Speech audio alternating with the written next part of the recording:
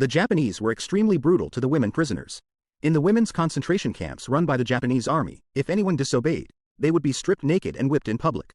In severe cases, they would be subjected to pepper water, the tiger bench, or be electrocuted until half dead and then thrown into a dark cell. They treated women like objects, allowing those beasts to abuse them at will. If anyone couldn't take it and tried to escape, they faced not only machine gun fire but also high walls and electrified fences several meters high. Touching them even for a moment would result in being electrocuted. If their shoes got dirty, they would force the women to clean them with their mouths. If they refused, they would be beaten to death. Countless women died here every day. Digging pits to bury people became a routine task. However, the Japanese weren't worried about running out of people because they would just capture more. Whether it was from field hospitals or innocent villagers, or even female college students, they were taken directly to the camps, while others were executed on the spot. One day, while digging pits, Yulan and Sister Jin discussed escaping. A blind woman overheard and quickly ran over, hoping to join them in their escape. They didn't have a solid plan for how to escape yet. That day, during a meal, someone next to the hairy woman stole her porridge. Yulan saw this and immediately poured it out and went back to get more. The other person, also hot-tempered, poured a bowl of porridge over Yulan's head. The dining hall instantly descended into chaos. Bowls and plates flew everywhere. Even the Japanese cook got caught in the mess. The situation escalated, and they even started using benches. At this moment, the camp manager, Red Devil, walked in.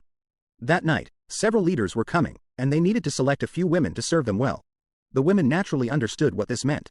Yulan, Sister Jin, and the blind woman were all chosen. One of the beasts kept throwing broken glass near the blind woman, scaring her into a corner, trembling with fear. Then, they made her walk barefoot on the glass.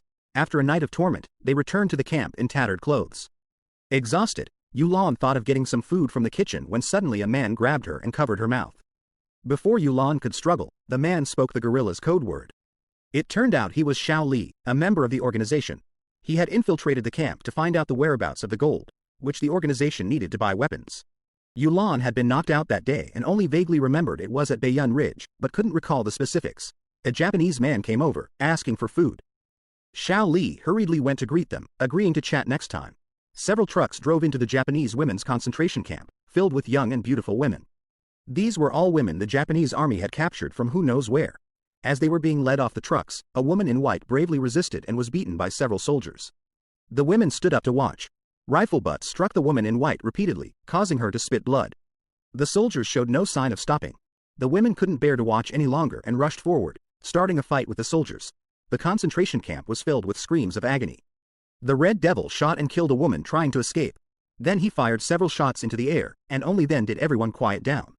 Several people were locked up together with the woman in white. Her name was Huang Sha, a university student. Everyone admired her spirit of resistance today. Xiao Li planned for Dai Yulan to break out of prison that night. Yulan brought along a few close sisters. After they met up, Xiao Li handed Yulan a large pair of scissors. She was to cut the concentration camp's high-voltage wires. Xiao Li first pretended to offer a cigarette to the guard outside. Then she went to the power room, but there were too many wires, and she didn't know which one was the right one, so she just started cutting randomly with pliers. Soon, the searchlights outside went out. The Japanese army realized something was wrong and hurriedly sounded the alarm. Yulan quickly cut through the barbed wire and led a few people to successfully escape. Soldiers soon arrived at the power room. Relying on her agility, Xiao Li first shot 2 people, then took down another with a knife, and finally climbed to the roof to escape. As she climbed over the barbed wire with her bare hands, they were pierced all over. The women waded through a creek and passed through a huge pipe. Just as they regrouped, a bright light suddenly shone ahead. It's over, they were surrounded. It seemed there was a traitor among them.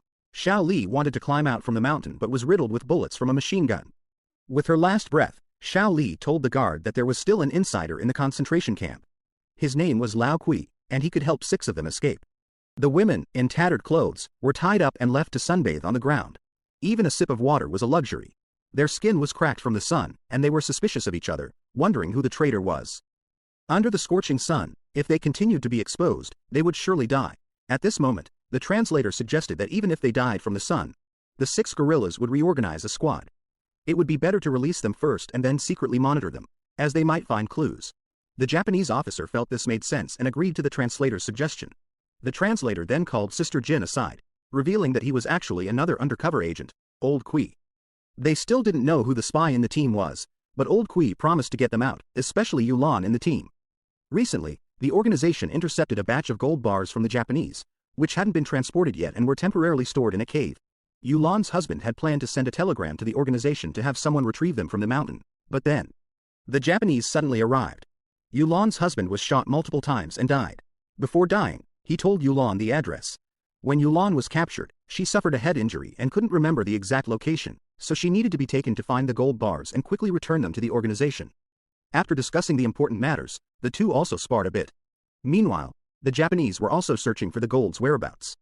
They found out that Yulan knew the exact location, so they took her to the interrogation room. The bricks under the tiger's feet were stacked layer upon layer. After Yulan passed out, a basin of cold water woke her up again.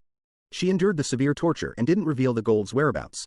After being locked in a dark room for several days, Yulan was thrown back into the cell. During the Japanese celebration party, Old Kui managed to get a car.